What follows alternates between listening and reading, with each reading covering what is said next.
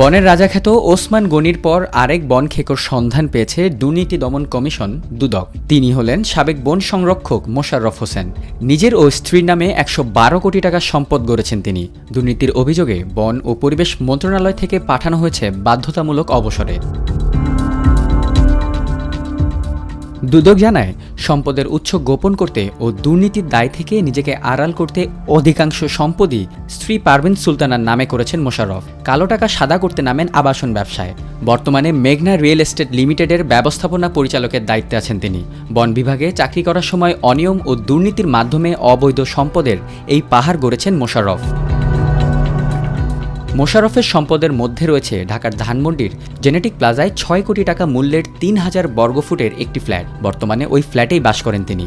ঢাকার চন্দ্রিমা সুপার মার্কেটে ২ কোটি টাকা মূল্যের ৩০০ বর্গফুটের দোকান রয়েছে তার। ঢাকার পূর্বাচলে ২০ কোটি টাকা মূল্যের স্থাপনাসহ ১০ কাঠা জমি, বাগেরহাটের গোপালকাঠি গ্রামে ২০ কোটি টাকা মূল্যের স্থাপনাসহ ১০ কাঠা জমি। এছাড়া বিভিন্ন জনকে ঋণ হিসেবে দিয়েছেন ১ কোটি টাকা।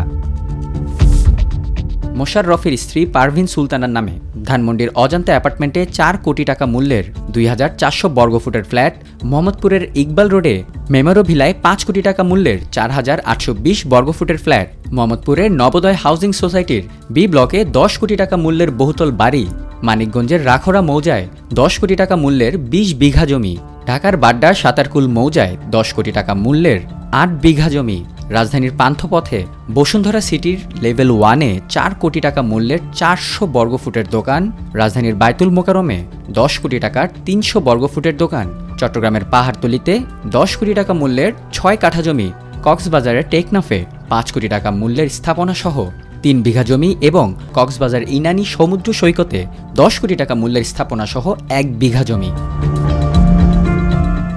এছাড়া মোশাররফের মেয়ে মোহনা থাকেন যুক্তরাষ্ট্রে। দেশটিতে ৫ কোটি টাকায় তার নামে কেনা হয়েছে একটি ফ্ল্যাট।